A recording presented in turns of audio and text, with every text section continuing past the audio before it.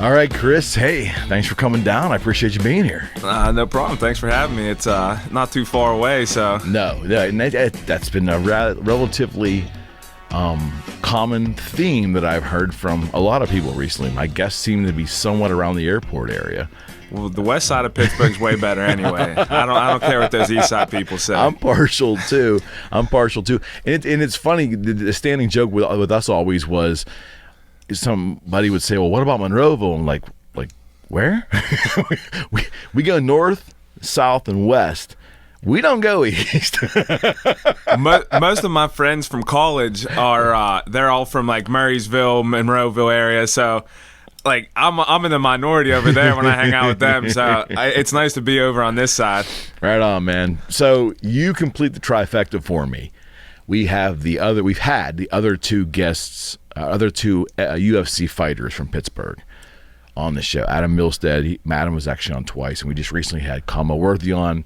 And it was made apparent to me that from those two gentlemen, it was imperative that I got you on here as soon as possible, which was okay with me. I didn't have a way to reaching you, and those gentlemen helped me do that. So, special tip of the hat to Kama and Adam for helping this happen. Do you still talk to Adam? Because the rest of us don't. He went MIA as soon as he retired. Well, he kind of exposed on this show that he's thinking about unretiring. He better get back in the gym before he does that. Oh, shit. I'm not getting involved with that at all, man. All you guys are way bigger and way more bruising than me, so I'm going to stay neutral on that. I was sparring with Calma on Saturday, and we were talking about that a little bit.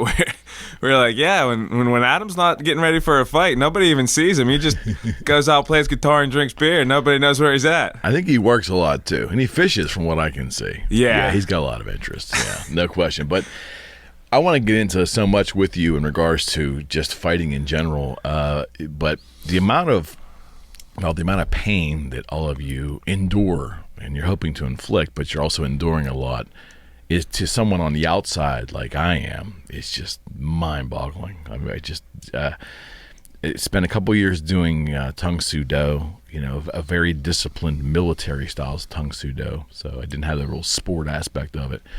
I should have stayed with it, but like most people take martial arts, they enjoy it and then they quit. Right. So I get it. I did a little bit of grappling just right off the bat, and I did a little bit of upright fighting as well, too. That's the limit of my knowledge. I don't know much more than that, so understand that as my guest. I'm not coming to you as an MMA show host. I don't know.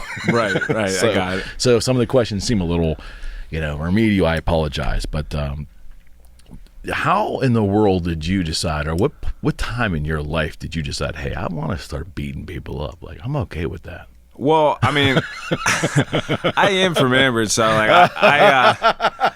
I started fighting at an early age. But you know the joke, right? Everybody says that they're from. Oh yeah, I'm from the bridge.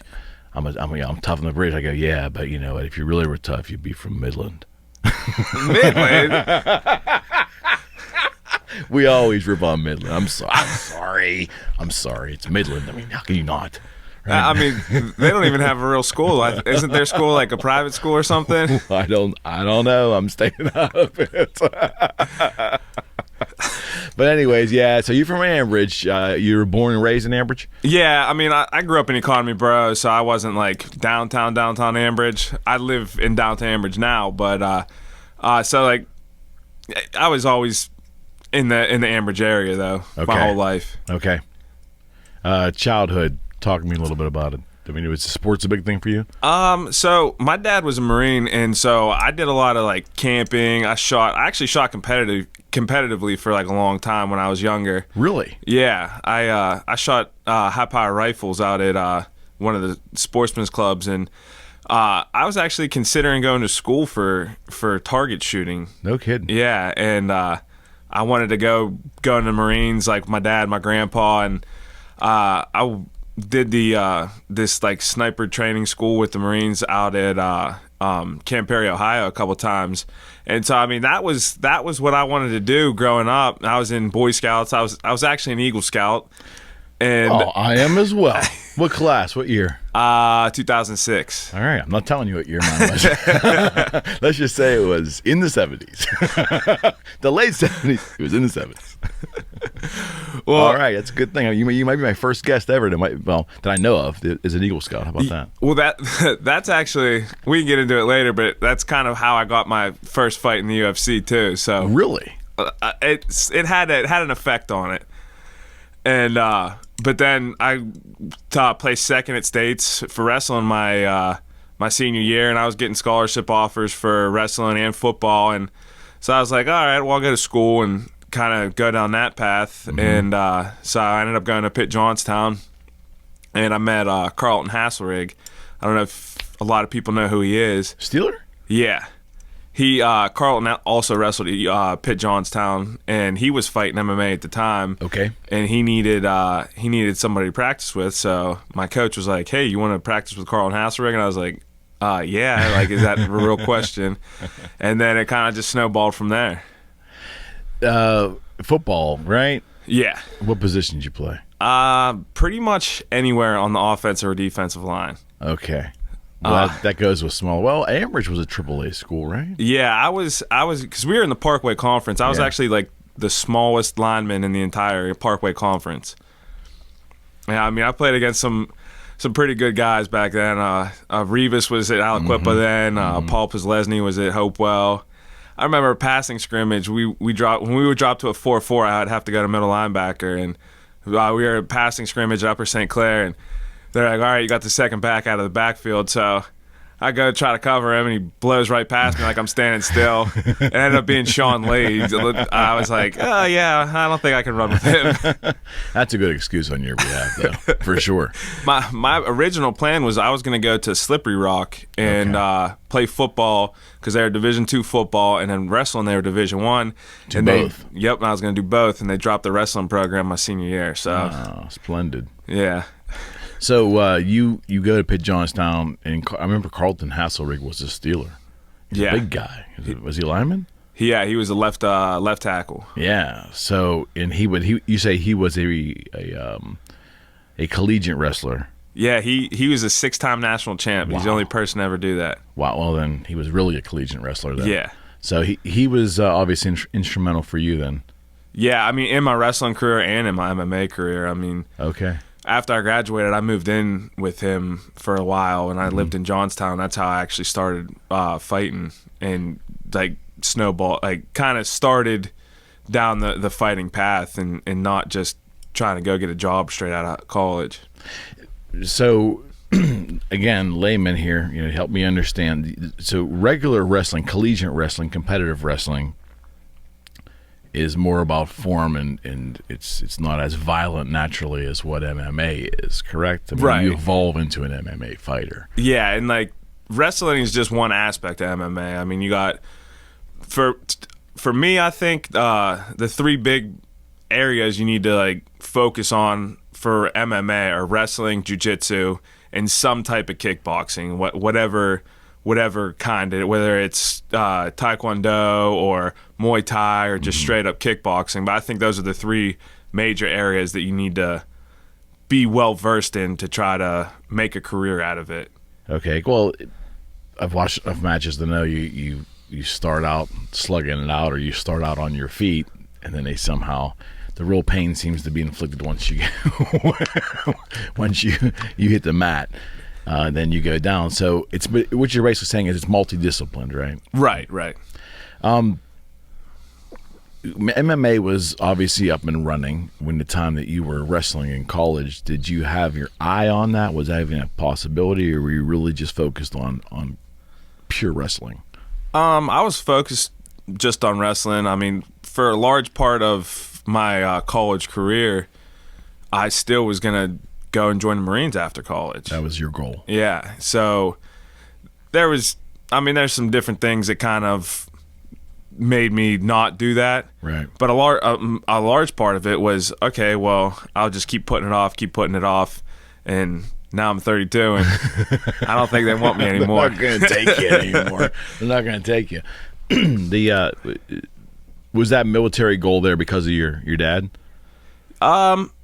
I guess. I mean, I was in JROTC in high school, and I actually did not get along with the guy who was in charge of the ROTC program. Okay. He would always yell at me for missing after-school events because I was at practice or at a game or at a match or whatever. And I remember he told me the one time that the Marines would pay for my school, but sports is never going to take me anywhere. And if he's watching this, which I'm almost positive he's not, we can arrange that somehow.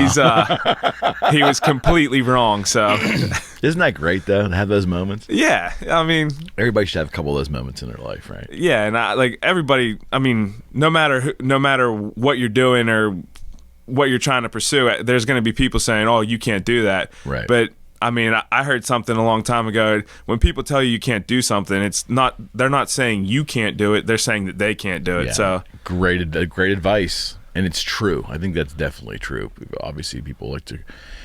If you're insecure, you're going to get the criticism. People that are insecure are going to criticize. There's no question. Pitt Johnstown, it's a party school. Not anymore. I think we might have put the final straw on ruining that. Come on. What years were you there? 2006 to 2011. Okay. You sure it's not party school anymore? I still work out with some of the guys that are up there now, and I talk to them, and I mean, even from when I was there, they said it's changed a lot, and that there's. I mean, I remember they built a new apartment complex, and we all got into there somehow, and it was off campus, but it was close enough to campus that everybody from campus could walk there. And we had the craziest parties there, especially early. And we had people coming up from Pitt, Maine to come to our parties up there. It was so wild. But that's the reputation that I've heard. Apparently it's changed now. So I think a lot of things have definitely changed. When did you so you graduate college, you already training and you were fighting as an amateur at that time, 2011-ish? Yeah, my coach wouldn't let me fight while I was in school. Okay. I'm guessing there's probably some kind of NCAA law against that. As far as amateur, no, I could fight. There's not? Yeah, okay. As long as I wasn't making money for it. I'm surprised there's no rule for that. Yeah, I think he was a little nervous that I was going to like it too much, and I was not going to come back to wrestle the next season. Fair enough. So you graduate, and then what? I move in with a guy. His name's Jake Moore. He owned him and Carlton kind of started the Cold Steel MMA up in Johnstown. Okay. So I moved in with him for a couple months, and then I moved over with Carlton for the rest of the time I was up there. And I was working out with them, and I went up to Walmart and bought a bike, and so I was just bike everywhere and work out 2-3 times a day, and then I started bouncing on Fridays at this one bar just to make a little bit of money because I was still an amateur. I wasn't making any money, and the student loans are gonna start kicking in here soon. So got lean. Yeah, it was an experience. I thought it was a great time. We had a lot of fun, and just I don't know. It really kick-started my career, but at the same time, when I was up there, I really didn't take it too seriously either. You didn't take it serious? Not at first. Okay. People were backing out of fights with me, and people weren't taking fights with me, and then when I would fight, I would it didn't matter what I did, I just still beat them up pretty good because they weren't that good. It's still an amateur level. Sure. And it wasn't until I lost my first fight that I actually took it serious. Stopped partying beforehand and working out a lot more and stuff. And well, take me back to what was a typical workout. Talk about a typical day there back in that time. When you say you worked out 2-3 times a day, I think the average person, me included, thinks about there's nothing I love on this earth that I think I would do too. Well, I won't say that. There's not much activity, normal activity that I enjoy enough to do 2 or 3 times a day. Well, I would wake up in the morning and I would go over to the one gym with the guy Donnie, and we'd lift, and then I'd ride back home, get something to eat, and then I would go down and hit mitts or something, and then probably around 4 or so, we'd go down and roll and grapple after that. And that was pretty much what we did every day. Every day. Yeah.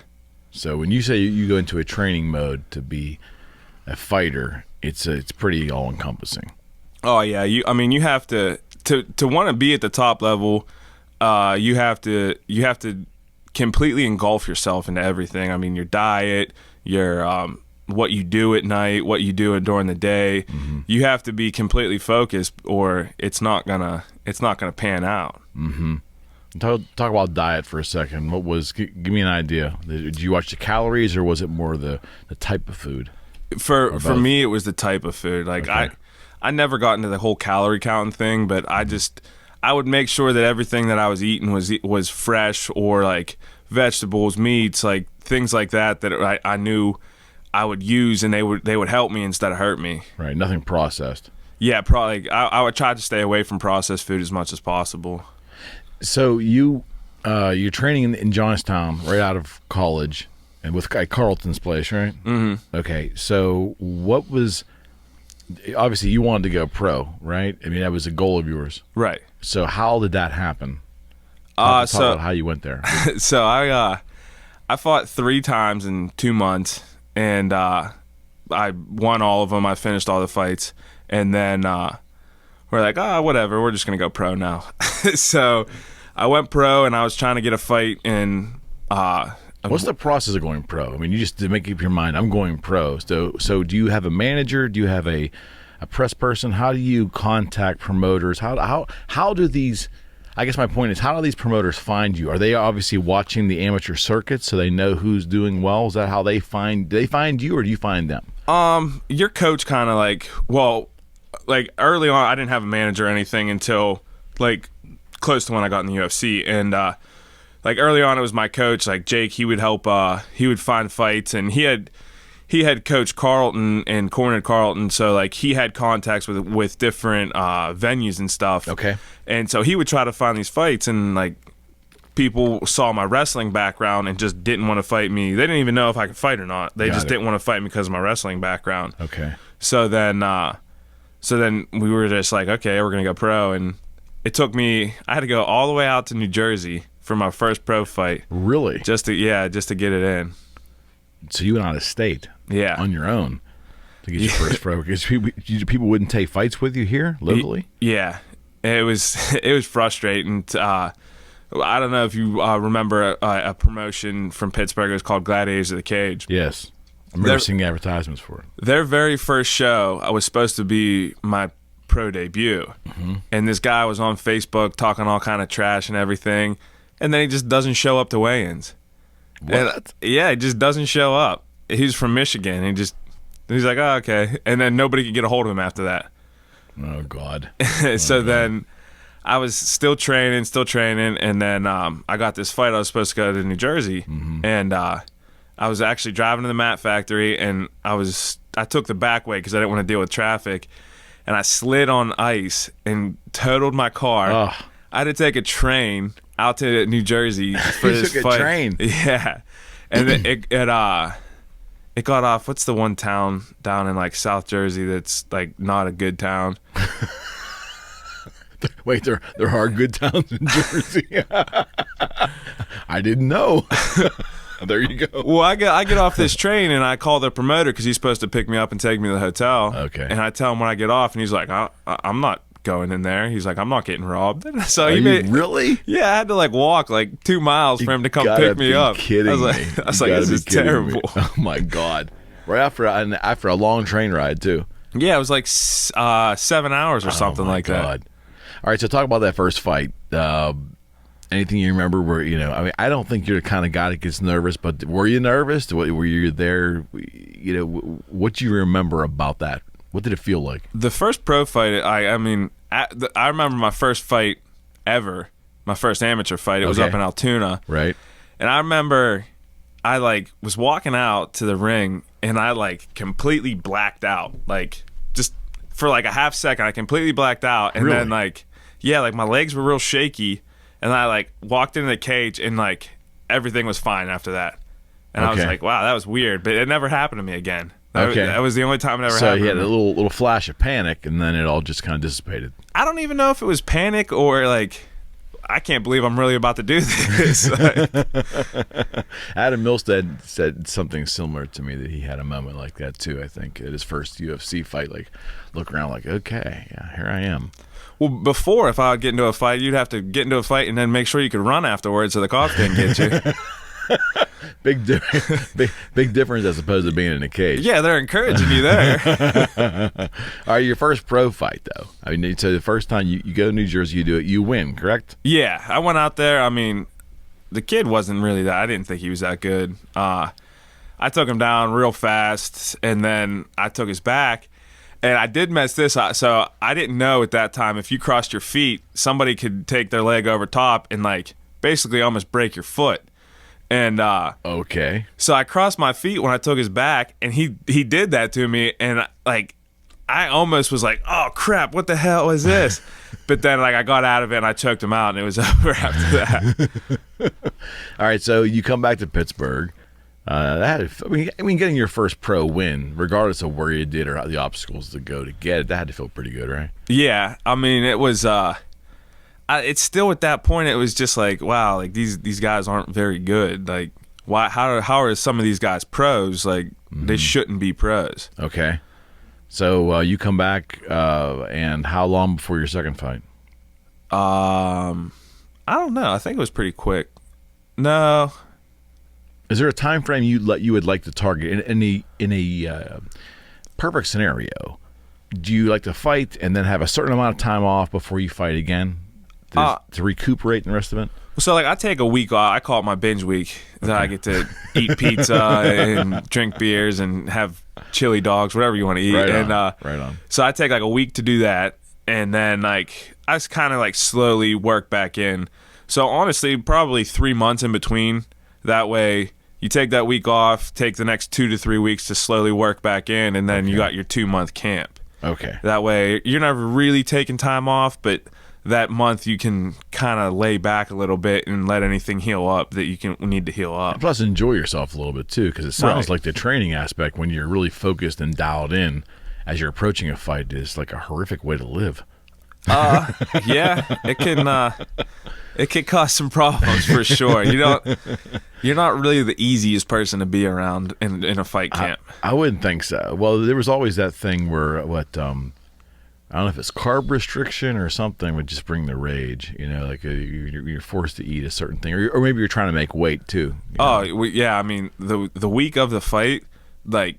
Don't even talk to me like that. Like if it has nothing to do with the fight, then don't even talk to me, because I'm either not going to listen, and if you continue go down and like trying to get an answer, I'll probably just flip out. And like you're really right at the edge to. I mean, right. You're about to go in a cage and fight somebody. Right. Plus, you're not allowed to eat. Like, that's not a good angry. combination. They starve wild animals that way, right? I mean, unfortunately, I think that's how animals become so brutal in the wild, especially when they're all searching for food, right? When they don't have any, they're more pissed off. I mean, when they do dog fight, that's not how they do dog fighting? Unfortunately so. That's what I think, yeah. So it was a total of 3 pro fights before you received the UFC call. Was that right? Or was there more than 3? No, there was... Or was it maybe the time frame was a year or so? It was relatively quick, though, wasn't it? Yeah, it was about a year or two, somewhere in there. Okay. From the time I turned pro. How many pro fights approximately do you think did you believe or you can remember before you got the UFC call? 11. I was 10-1 when I got the call. Yeah. Okay, so your record was 10-1. Huh. Yeah. What about that loss, pal? Do you remember it? I distinctly remember that loss. I was down in Morgantown. How could you not, right? Yeah, I mean, I don't really remember a lot of the wins I have, but I remember every loss. I remember every time I lost. Is losing in MMA, because it's such a it's a mind fuck. I mean, you guys are really... And I know there's a mental component to all sports. I get it. But especially it seems like to me and what you do, there's so much mental tenacity that comes into it. Can you look back at a fight, even a fight you might have won, but maybe not won as convincingly as you wished you did? Can you learn from that? I mean, really learn from that? Or is it it happens so fast, and it's just so intense. It's almost impossible to learn because it might be hard to remember all of that. Well, I mean, most all the fights are on film too, so you could watch them afterwards and see what you did. I mean, the fight I lost before I went in, I lost because I didn't know what something was. The guy had me in this. It was like a teepee choke, and he ended up popping my elbow. I still have problems with that elbow now, and it was just I had no idea what it was. I know I was never showed it before that point, so I mean, there's an example of I learned right there from that. And I actually he's from DC, and when I go down to DC, I actually still work out with him. He's a really cool dude. Yeah, that's a good story. Although he just sounds like he didn't get your ass kicked. You're saying there was some move that he did or a hold that you were not familiar with. Yeah, I mean, I was winning the fight pretty convincingly until that, and that was I was not prepared for that because I was not living the right lifestyle, and I gassed out in the third round, and that's what happened. Okay. When you say gassed out, you just didn't have the endurance? Yeah, I just got I mean, I got tired. I wasn't like completely tired, but if I was training like I trained after that, and even now still today, I would have been a lot more active, and he probably wouldn't have got to that position. Okay, so let's talk about endurance for a second. When you say you gassed out, the first thing that most people are going to think, well, more cardio, go do more cardio. Well, that's only part of it, right? Cardio is only part of it. There's got to be, when you say gassed out, you also have to have strength endurance, right? Yeah. I mean, it's like they use the example of like if you take a power lifter and put him in a jiu-jitsu room, like he's going to get choked out every single time. He might push you around for 30 seconds, but then he's not going to know what to do. I mean, you have to have muscle endurance, you have to have cardio, you have to have mental toughness, honestly. Like that's one part of cardio and being gassed out that I don't think people get. Like when I pride myself on nobody's going to be in better shape than me, and nobody's going to be able to gas me out. And when I get tired, I mean, everybody gets tired. I just think, oh yeah, I'm tired, but I know this dude's way more tired than me, so I'm just going to beat him. Right. So talk a little bit about getting the call for UFC. So I was at work. I was working at DNS Hoist and Crane, not too far away from here, actually. And my manager calls me, and he was like, do you have a passport? And I said, yeah, I have a passport. And he goes, okay, well, you're going to get a fight for the UFC in Ireland. Can you go to Ireland in 2 weeks? And I was like, yeah, of course I can go to Ireland in 2 weeks. And so I was like all pumped up, but it didn't seem real. I thought he was like messing with me because he's kind of a clown too. So I was like, there's no way. Like this dude's going to try to make me quit my job, and then I'm not even going to have a fight. So I waited, and Silva, what's his name? The guy who was the matchmaker, he sent me an email with the contract and everything, and I was like, okay, this is real. So I went to my boss's office. I was like, hey, I'm gonna need 2 weeks off. I'm going to Ireland to fight for the UFC. And they're like, shut up, you know you're not. Like I was like, no, for real, look. And I showed them the contract, and they're just like, oh, all right. Like they were one of my sponsors, so they were like real cool with it and everything. No doubt. And then I thought about it. I was like, wait a second. I'm going to just stay there an extra week and like go see Ireland. So I called and I was like, hey, can I change my flight from Sunday after the fight till the following Saturday? And they're like, oh, that's going to cost you $60. And I was like, oh, $60 to go to Ireland? Yeah, I'll take it. And so then I was like, I'll just call you guys when I come back. They make really good beer here, so I'll just let you know when I'm going to return. It did cross my mind that I just wasn't going to come back. So,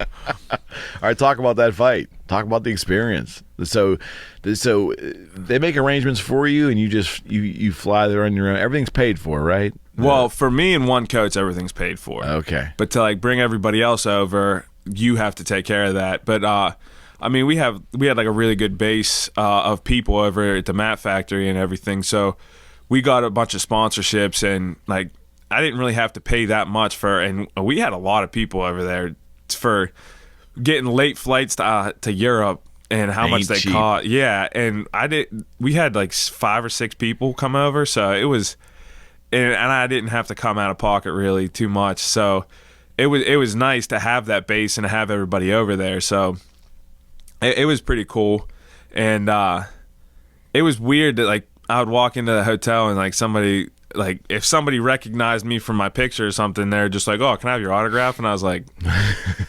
"Why the hell do you want my autograph?" Like, yeah, that's cool as hell though. Yeah, it was cool. Like it was definitely something to get used to. Yeah, I bet. But then you're thinking to yourself, well, shit, man. 3 days ago, I was working my job in Pittsburgh. I was counting out nuts and bolts 3 days ago. That's the beauty of life, though, man. That rapid change. Okay, so you get over there. You're so level. My impression of you is you're so level-headed and very like even keeled. Was there any moments where you were by yourself, like going, "Holy fuck, look what's happening here"? No, not really. Well, the one time, so we were walking down. There's this like shopping area in downtown Dublin, and it's called Temple Bar, and we walked into this like athletic store. It was like a Champs over here or something, and there was a picture up, and because I was the main event of the undercard, and there was a picture up. And it was me against the guy I was fighting, and I was like, what the heck? And like I thought like that kind of took me back a little bit. I thought that was pretty cool. You take your phone and take a picture of that? I didn't. I wanted are you to. Kidding me? My one teammate Dom, he was a real fan. Like he flew over with me early, right? Like, because we went over there on Tuesday, and he right. was fanboying everybody. So I was like, I was flipping out on him. Like, I mean. That's great though. I called Dana White Joe Rogan at weigh-ins. I didn't really care, and Dom's like fanboying everybody, and I'm just like not taking pictures of anything just because he was getting on my nerves so bad. Got it. All right, so what do you remember about that fight? I mean, you probably remember a lot. I'm guessing, but you're walking into that ring. I mean, when did it hit you that you were fighting not only in Ireland, but you know this is the UFC? It was weigh-ins probably because like now this I didn't know that this was not normal because it was my first time, but there was like 10,000 people at weigh-ins.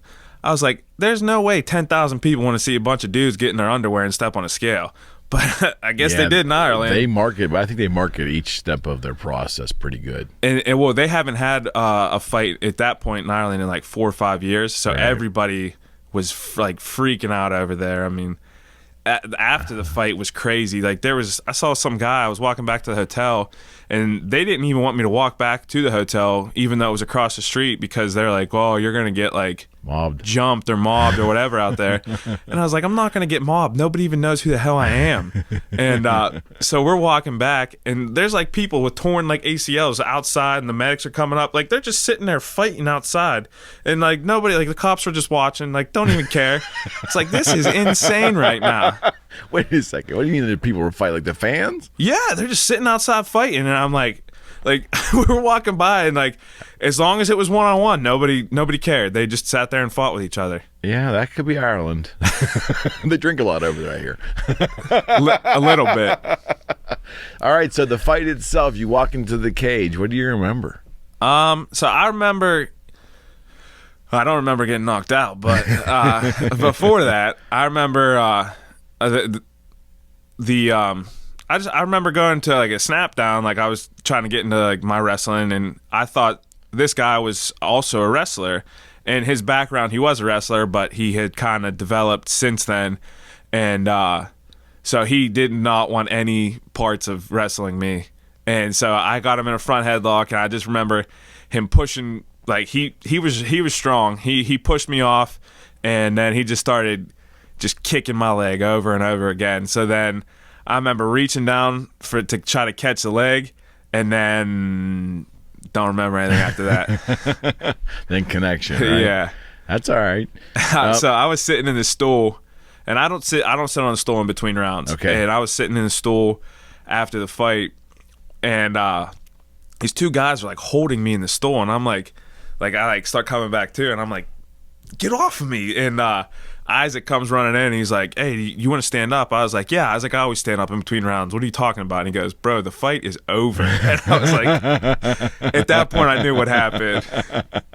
So you were it was lights out. That's the only time I've ever been knocked out where I was just like out.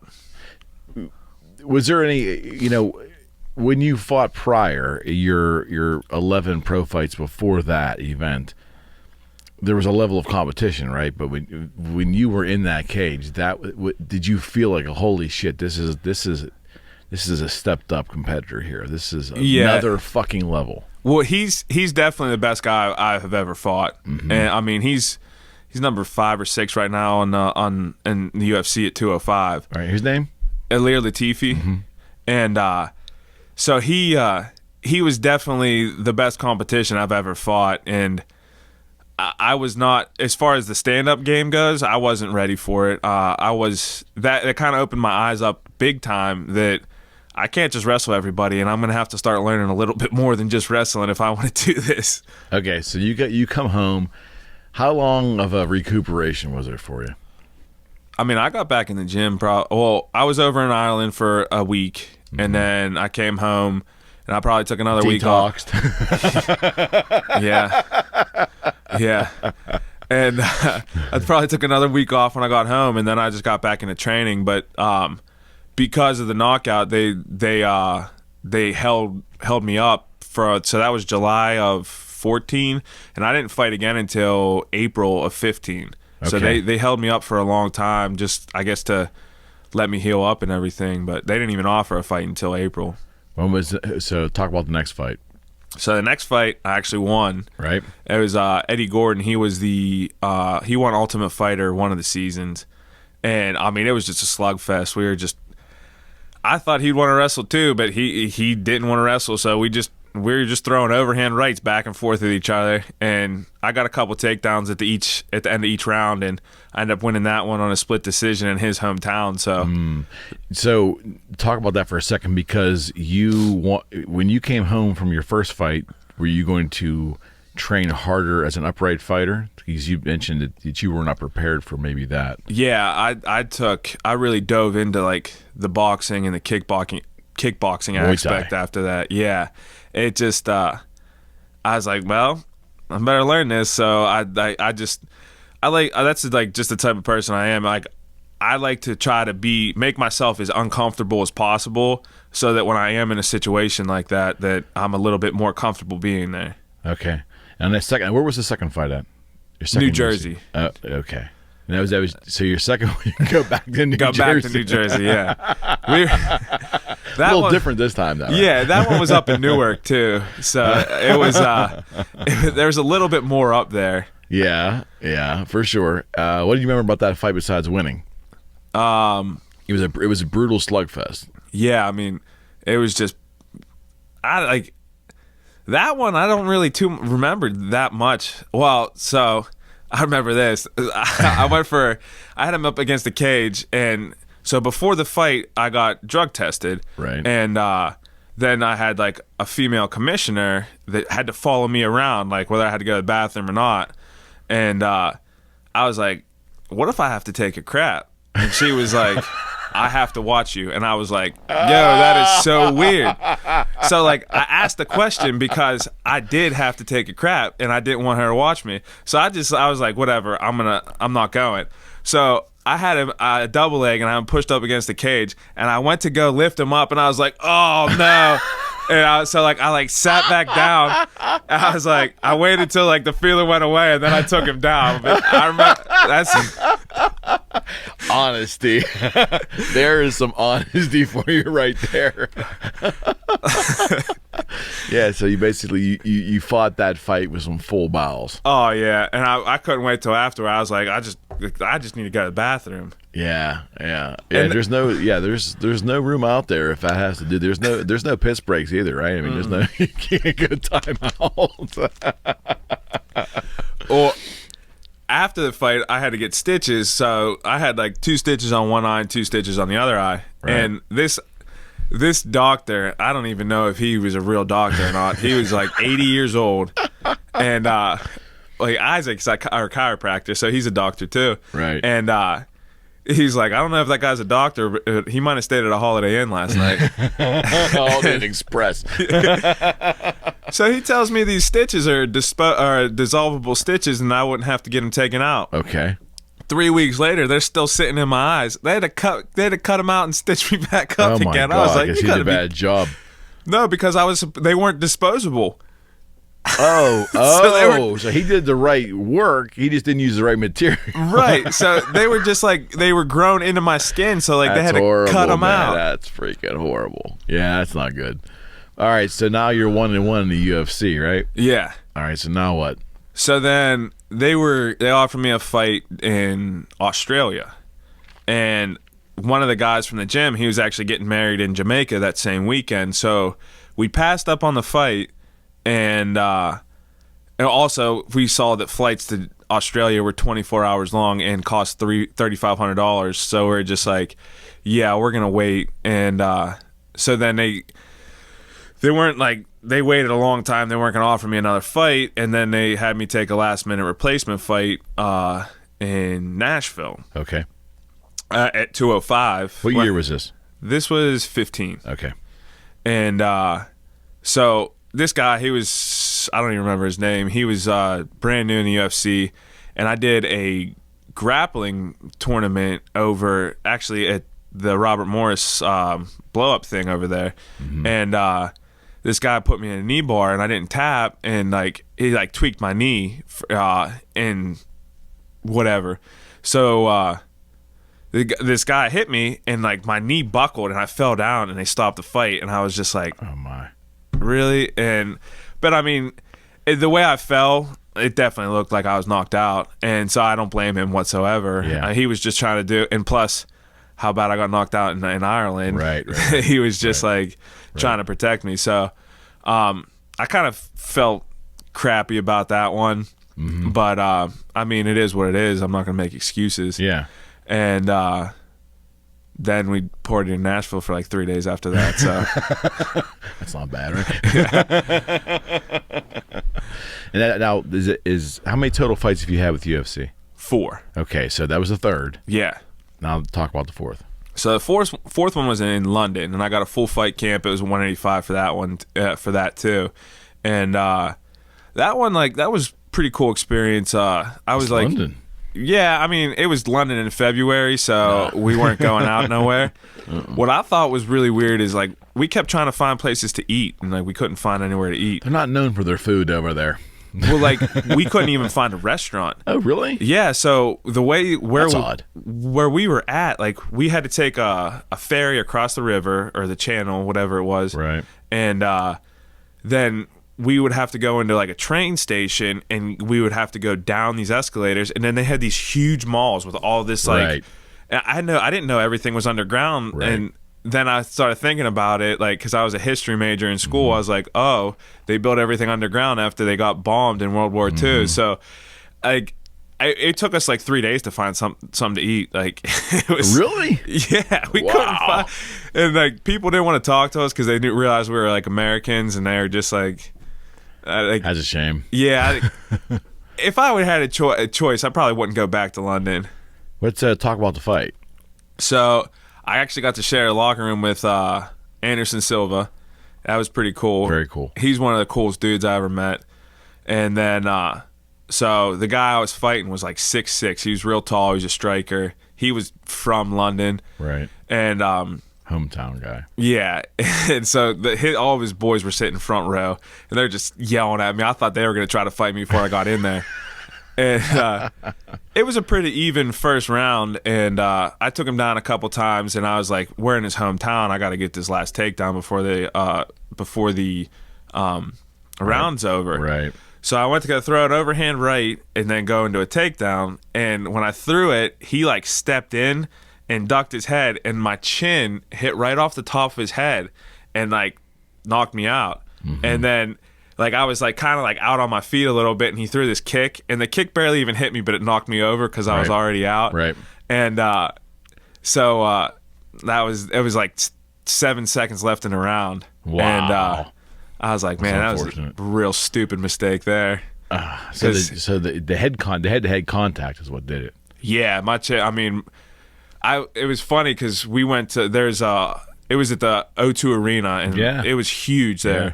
And we were getting like a beer afterwards, and I was like picking my beard, and I was like, "Where's this blood coming from?" So like I went to like go and try to find like where the blood was coming from, and my thumb went in the skin underneath, like, all the way, and like so we had to go back into the arena, and I had to go get stitched up underneath my chin, and like when you shave my beard, you could see like a pretty big scar from it. Right. Well, that's why you just keep wearing a beard, right? Oh, well, I'm growing my hair and my beard out until quarantine's over. Oh, okay. We're going to talk about quarantine in a second. Got my Clorox wipes. Yeah, I still have. Well, there you go. Yeah, we are, and we are so. Just for the record, we're in separate rooms, right? Tell the audience we are doing social distancing. You're on the other side of the wall. It's probably different suite. I'm gonna guess like 15 feet away. We're not even in the same room, so yeah, we're doing our part. It's getting a little old, I will tell you. I don't want to go down that road because half the people will be throwing daggers through their screen. But I've been wrestling like 4 days a week, so that's not social distancing. So. Yeah, well, you can't social distance, right? I mean, there's no social distancing, grappling and wrestling. No.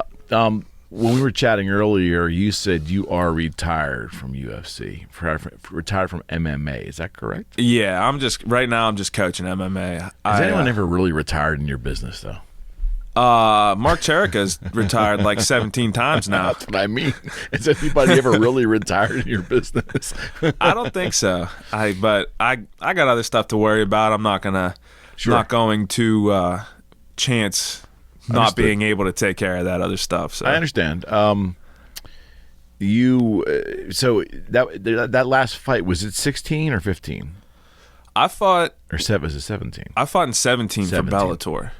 Okay. Well, no, I'm confused. That wasn't UFC though, right? No, I fought for UFC and Bellator. Okay, so talk about so Bellator was your last professional fight though, right? Yeah. Okay, when was that? That was November 17th. And for those who don't know what Bellator is, because I'm still foggy on it too, this was UFC's competitor. Yeah, they still are. They're actually starting to make headway to be close to on the near the UFC anyway. Okay, they need some star power like Joe Rogan. Well, they've been hiring all the older guys that. So when the UFC signed a Reebok deal, all the older guys lost all their sponsorships. Well, now they can go over to Bellator and fight for them and get all their sponsorships back. Capitalism, free market. Yep, I love it. So your last fight was for Bellator, and that was in 17. Yeah. Okay, what happened there? Talk about it. It was up at Penn State, and I fought Ed Ruth. And Ed, I don't know if you know who Ed Ruth is. I don't. He was a 3-time national champ for Penn State for wrestling. So he was on his home territory. Yeah. He's from Harrisburg. I'm from Pittsburgh. So like, it was kind of like a meet in the middle thing. But right. And it was. Somebody said this to me the other day, but it was actually it's the second time I fought in PA where I was not the crowd favorite at all. Got it. And so Cale Sanderson is their coach, the Penn State's coach, and we have with the Math Factor, we have some guys that go up there, and like my assistant coach from college, he runs a wrestling club called Young Guns, and they produce a lot of guys that go up to Penn State too. Right. So we had connections to go use Rec Hall and everything for weigh-ins. Well, one person wasn't allowed to use Rec Hall because Cale Sanderson said that I was fighting one of their guys, so I wasn't welcome. Oh, really? Yeah. Okay. What do you remember about that fight? Once it started? He was young and he had just started fighting. So I knew when I was young, I first started fighting, like my biggest disadvantage was on the feet. So I went to Tom Yankella and I worked all my boxing that entire camp, and my plan was to stand up with him and box. Okay. And if he has a really good blast double, and I knew he had a really good blast double, so if he got a little bit nervous with my hands that he was going to hit that blast double, and I have a really good guillotine, and I just figured it would be a good matchup. Okay. So I got lazy with my hands, and he came over the top of the right hand and knocked me out. And I mean, the way I fell in that fight, it looked bad. And so that was, everybody was kind of like, that has to be it. Like, you got to be done. You took a year off, recovered and everything, and you still got knocked out like that. So that was the deciding factor. Again, as we sit here in 2020, in the early, I guess the late spring of 2020, you still are retired, correct? I'm still retired from MMA. Retired from MMA. So you're still doing jiu-jitsu. Yeah. Let's talk about that a little bit. Yeah, so I went out to IBJJF Worlds last year, and I won Worlds. I won Pan Ams too up in New York, and I just got my brown belt, so I actually haven't got to compete yet since I got my brown belt. Okay. So because of this, I had 3 matches already scheduled, and then this Corona hit, and I couldn't do them. Right. So Fight to Win actually had just started opening up down in Texas, and my one buddy lives in Dallas, so I've talked to Isaac. I think I'm gonna try to start getting on some Fight to Win cards down in Dallas. What's a Fight to Win?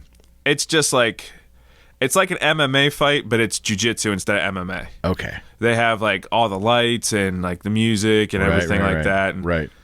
They don't like, they pay you a little bit to win, but the winner gets paid. Got it. You have way more incentive to get paid to win. So in MMA, it's multi-disciplined, obviously. I'm gathering that what you enjoy the most is the grappling, is the wrestling part, is the jiu-jitsu, the groundwork. Is that correct? That's where I'm the best, but I mean, to be honest, I would rather fight every single time. You'd rather stand up and box, stand up and kickbox. No, I would rather be on the ground, but like, okay. I want to be able to punch again, and okay, it's just right now it's not, and it won't ever be back in the cards for me again. So okay. All right, no, I understand. They always say a man needs to know his limitations. Right. Basically. I'm not saying you have limitations. I'm just saying at this point, where your strength is at. You obviously are in touch with where your strength is. Yeah, definitely. Okay. Jiu-jitsu, just talk about that discipline, because I think that's jiu-jitsu is a very, I think, misunderstood in terms of the public, in regards to a martial art discipline. Yeah, like, so if you have wrestling and jiu-jitsu, and they work a lot hand in hand with each other, but the mentality is so different. Like, wrestlers they're gonna try to smash you and keep coming and just like balls to the wall all the time, where jiu-jitsu is kind of like just chilled out and like flowing, and like, I mean, in the jiu-jitsu world, there's a lot of people who smoke weed a lot. Like, I mean, it's really, it shocked me. I wouldn't have thought that. I mean, if I wouldn't have like experienced it and like seen it, I would have never known. I mean, I could understand like maybe kung fu people smoking a lot of weed, because it's so slow and flowing, right? Well, I mean, look at Joe Rogan. Joe Rogan is he's a real big proponent of jiu-jitsu, and he smokes more weed than anybody in the public. Well, at least it appears to be that way. Yes, for sure. The discipline, though, it's obviously an art. Wrestling is not as much of an art as jiu-jitsu, correct? I would say that they're pretty much, like, everybody says that wrestling is not a martial art, but it really is. Like, just because it's in schools and it's in the Olympics and everything, like, it still is an art. Like, if I don't care how big and athletic somebody is, if they come in and try to beat you in a wrestling match, they're gonna get destroyed. Mm-hmm. Like, it's still an art form, but it's a lot more of a brutal art form. I need your opinion. So, is it easier for a grappler to learn how to upright fight and do MMA, or is it easier for an upright fighter like a boxer to go into MMA and learn grappling? I think it's easier for a wrestler to learn stand up. Okay. And that reason is so much of like the groundwork is feel, and if you don't have that feel that like you have to develop over a long period of time, mm-hmm. It's a lot harder to do and to work through, because you just have to get beat over and over again until you were like, oh, if I just move my hip this way 6 inches, then it's going to work. So I think that's why it's easier for a grappler to learn stand-up. And plus, if you look at the UFC champions, I think it's like 75% of them now are all wrestlers. So yeah, the proof's in the pudding. Right. Yeah, I get that completely. Talk a little bit about living in quarantine, my friend. Like, how are things? I hate them. I hate them. That's a loaded question. Huh? When did you? There's moments in life we always say, "Where were you when this happened?" And for old people, it's "Where were you when Kennedy was shot?" Or "Where were you?" For younger people in 9/11. Like, well, where were you when you realized that? I'm sure we all kind of knew something odd was happening, but when you realized, shit, I'm locked down now. I got a stay-at-home order now. I was actually in D.C. Wow. Okay. We had a conference for work in D.C., and that was the week before all the lockdowns and stuff started happening. And everybody's like down there making jokes. Like, we had this big meeting at the end, and the guest speaker was like, he went up there and he had a Corona, and he was like, "Oh, I'm drinking this Corona, ha ha ha." And then he left it on the stand, and somebody came, like the next speaker came up and drank the same Corona. Are you shitting me? I went, and then yeah. Oh my God, that's great. So we get home from this conference, and we get an email from our corporate office, and they're like, the group, nobody from our group has got it, but there has been somebody from the previous group that had a conference that has tested positive for Corona. So then everybody in our company nationwide just started freaking out because, there was people from all over there. Yeah. We came home, and we kind of worked that next week, but then after that, they're just like, nope, locked down.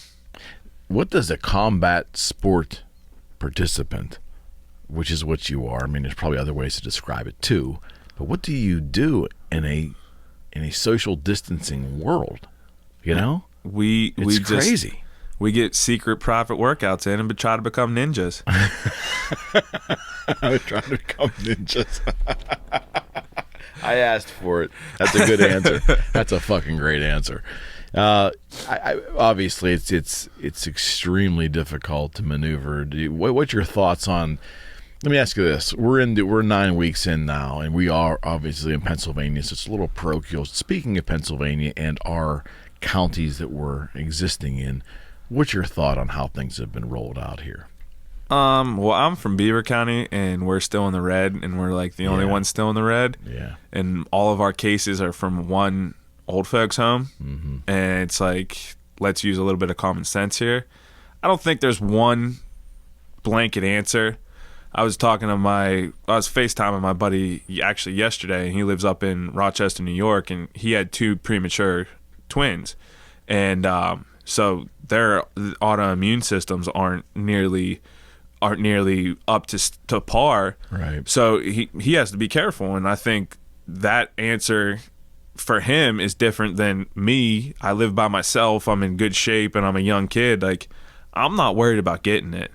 I'm more worried about like being a carrier and giving it to somebody that I care about. Absolutely. So I get it that we don't really want to spread it and everything, but at the same time, I think we also went a little bit too far on this too.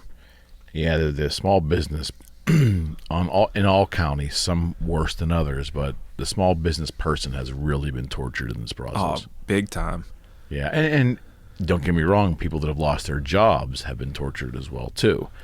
I have some friends that have lost their jobs or been postponed on their jobs that are actually making more money now than when they were working. The system is screwed. There are examples of that. Yeah, there's examples. And again, and we've kind of beat a dead horse on prior shows too. The consensus seems to be that we're disappointed with the leadership in the state here because there's no clear message on why we're doing what we're doing, and then maybe earlier on there could have been pathways to how things are going to change. Just better communication. It just doesn't seem like that's happening. I was a political science and history major in school, so Thomas Jefferson's kind of view on government is the stance that I took, and if you're going to be afraid of stuff and just want the government to, right, come help me, mommy, let me up, and then they're just going to do whatever they want. And I think that that's really evident in this whole thing. Are we surrendering our rights? That's a heavy question to ask, but is there a process where we're surrendering our rights because of fear? I believe so. I believe that's happening right now.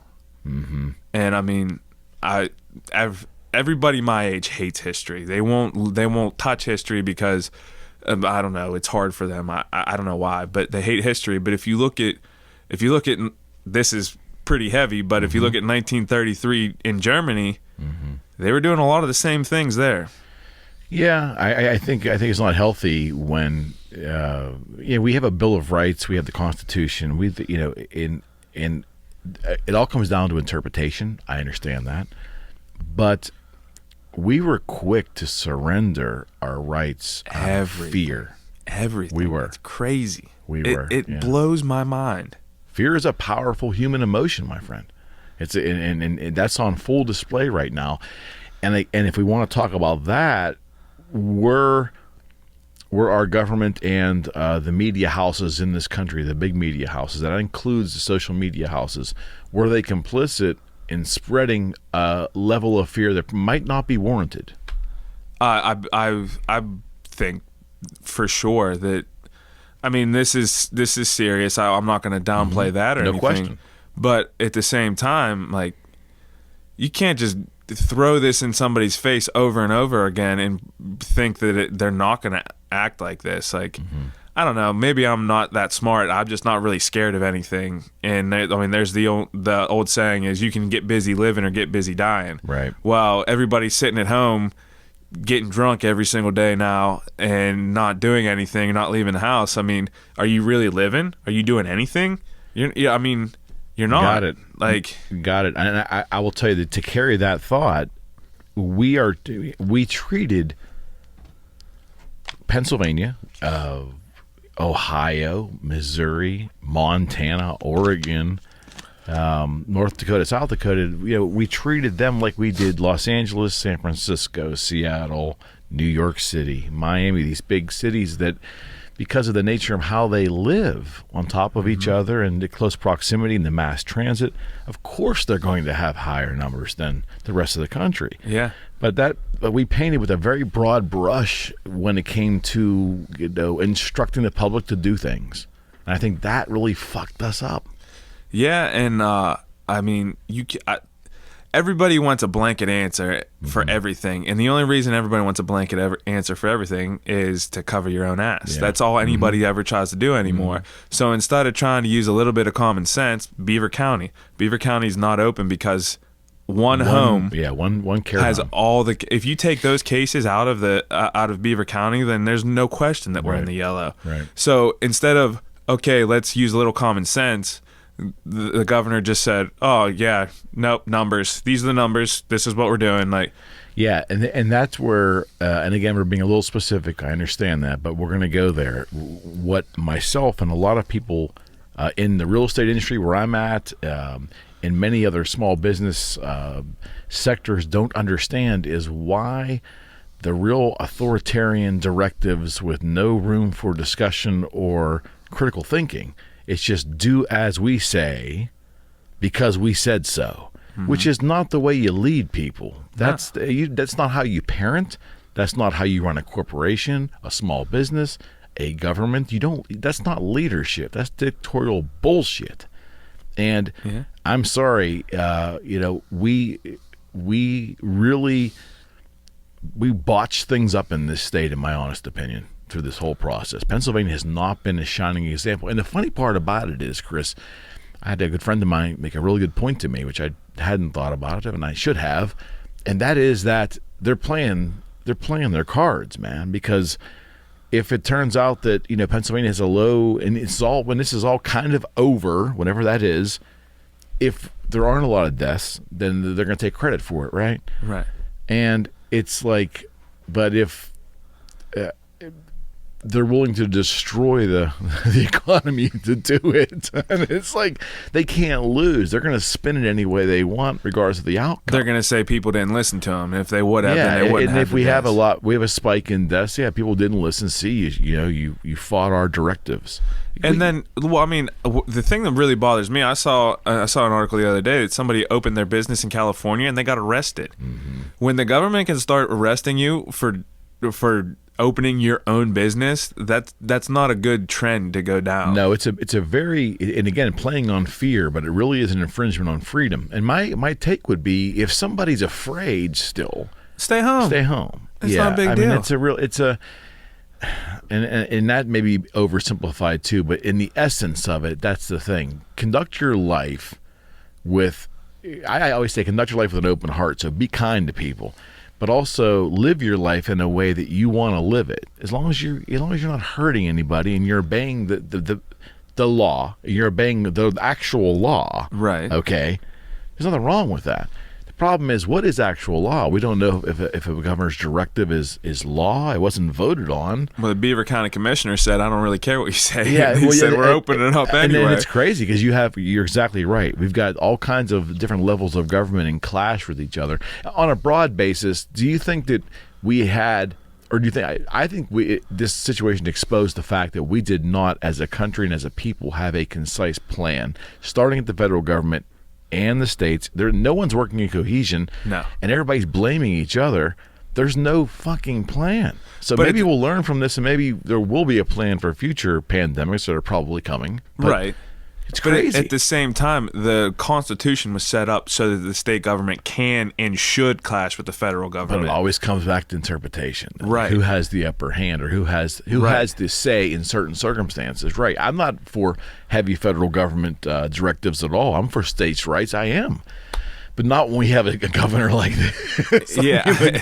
He has his own little, in my opinion, his own little monarchy going on there. I mean, that's a kind of a joke phrase, but he's running it as if he's the king of Pennsylvania. Well, and his businesses never shut down. They were considered essential, but they really weren't. Yeah, there's some really bizarre. There's things about some of his staff pulling family members out of care homes. A lot of corruption. That's government. You're going to have corruption, but it just sucks. It sucks, especially when there's a lot of businesses that'll never recover from this. People that are going to lose everything. I mean, gyms are.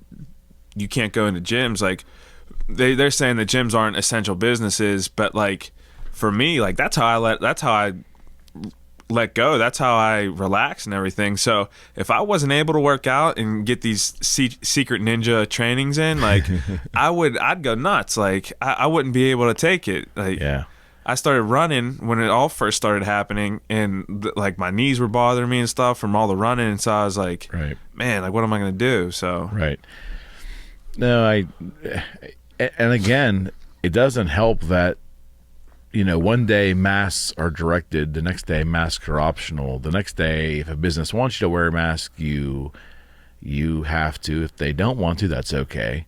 Masks help, they don't help. No one knows. We're not getting any clear directives. And I think that's one of the main problems is this. They haven't done enough studies. There's not enough information, and there's not enough data on this disease yet, so they don't know. Like nobody really knows. Not even the scientists really know what this does, what this could do. It's all somebody saying something different every single day. Mm-hmm. I mean, at first it was small children and old people. Then it was, well, children actually fight this off better than most, but old people are at higher risk. Absolutely. And then it's like, oh well, healthy young kids are dying. Like, I don't care. I've done enough dumb things in my life. If this kills me, I'm gonna be real disappointed. Like, yeah, and the thing is, we're having this discussion, and we're and there's elements of humor because the fucking way this is unfolded.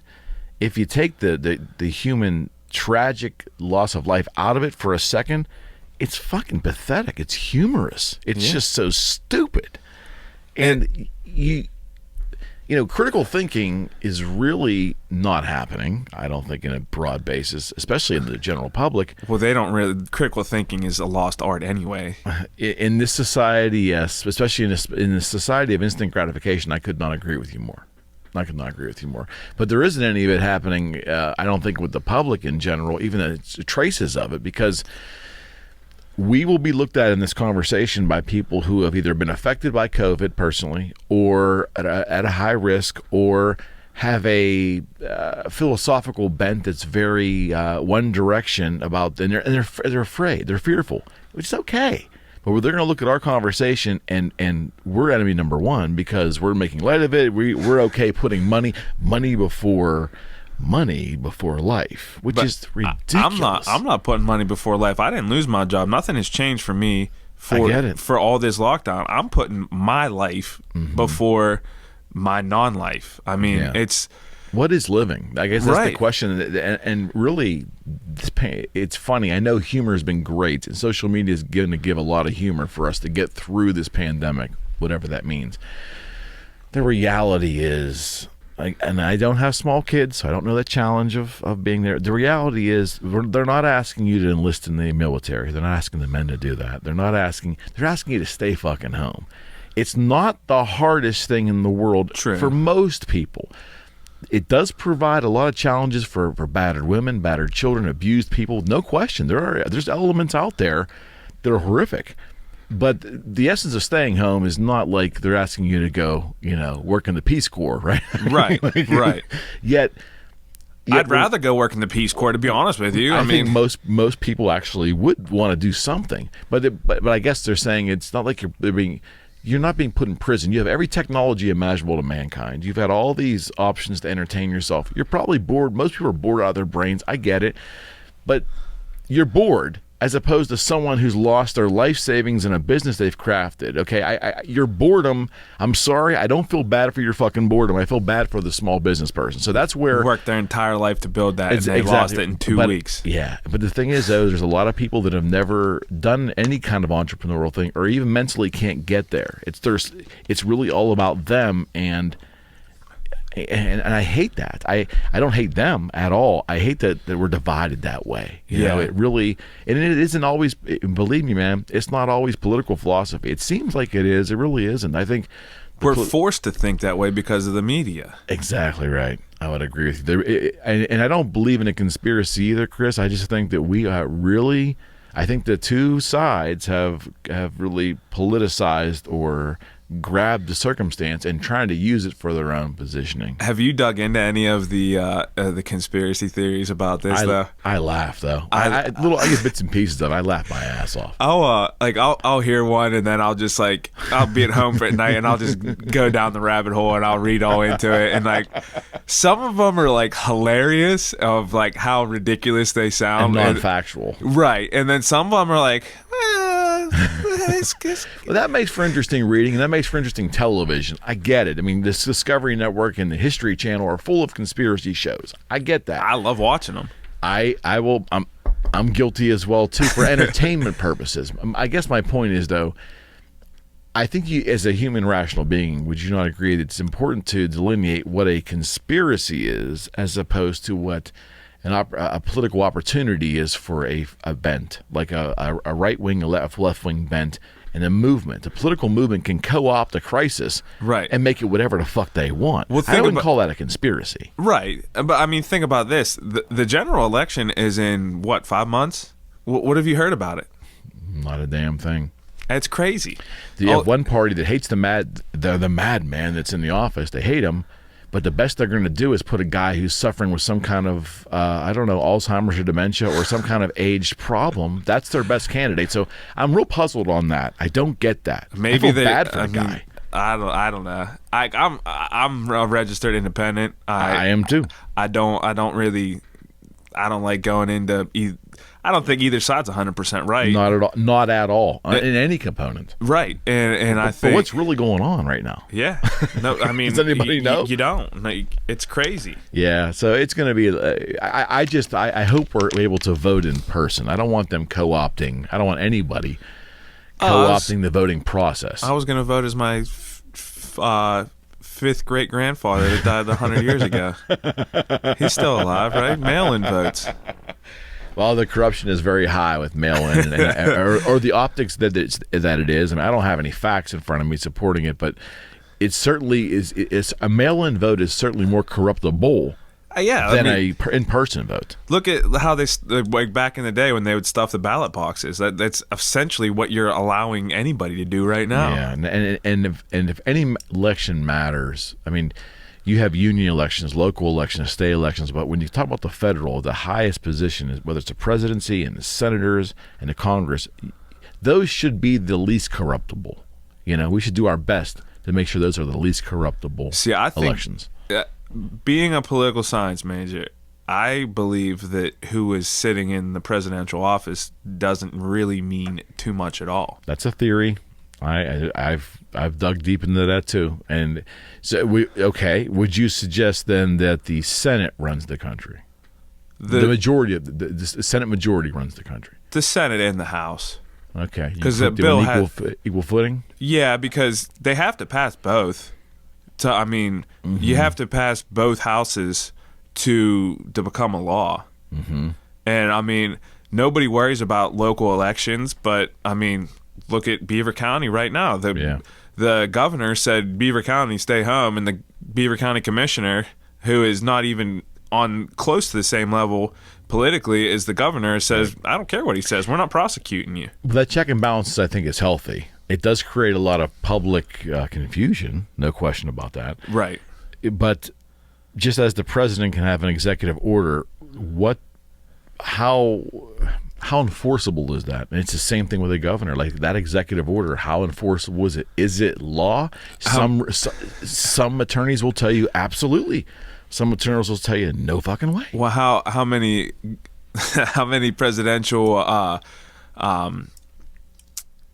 what did you just call them? Executive orders. Yeah, executive orders. How many you think California actually enforces? Yeah, I'm going to say zero. Probably not. But yeah, no. And again, it comes down to the philosophical bent of the folks that are living there. And I'm okay with that. I might not agree with certain viewpoints, but there's so much confusion right now. And when you mix confusion with a healthy dose of daily fear being instilled in the public, in the people, it's just a recipe for just not a good time. No, I mean, and then you're gonna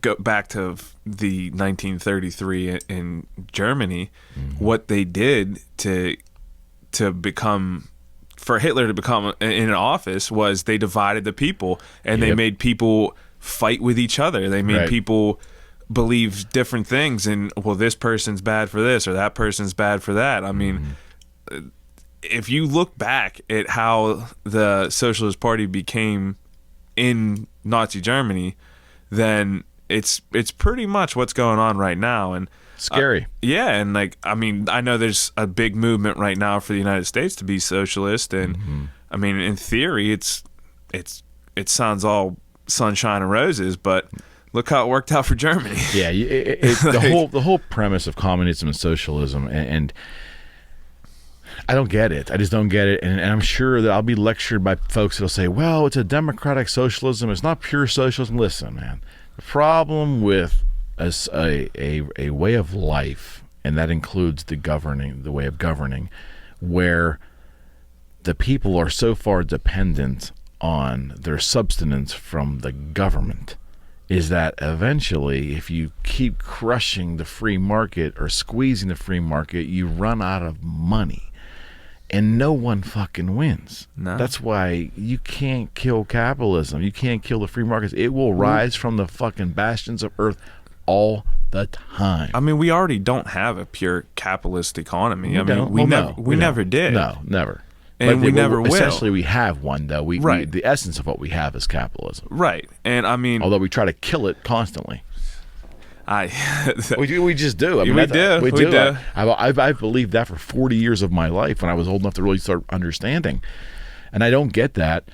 And there's so many weird avenues to go with that. But I think in this situation, killing capitalism is on some people's agenda, and it's the younger folks. A lot of the younger folks coming up. And when you stifle a small business, when a small business gets buried because of a directive that they can't operate, that is in essence an attempt to kill capitalism. Yeah, it just is. What if say you go to a straight socialist economy? What does that even exist really though? I don't think any pure form of economy or government actually exists. Right. But I mean, what incentive does anybody have to work harder? What incentive does anybody have to become a business owner when everybody's getting the same thing? I mean, nobody's gonna be inventive or push themselves to become better because there's no incentive for it. It doesn't matter. You could line 40 scholars in front of me that lean to a very liberal way of looking at economics, and they can give me facts and statistics, and they can throw it at me for 5, 10, 20 hours in a row. You're never going to get me to believe that a socialist way or a socialist philosophy is a better way to live than anything that free markets and capitalism can provide. Free markets and capitalism are the golden goose for this country. It always has been, and we try to fucking kill it every day, and I don't get it. I mean, I think the socialist form of economy, in theory, is, I mean, it's perfect in theory, I think, but once you put the human factor into it, it's never going to work. Yeah. I mean, like, look, everybody wants what they want right now with this virus, and they're like, well, I want my money, and I want this and that, and I want to be shut down, and I want to be open.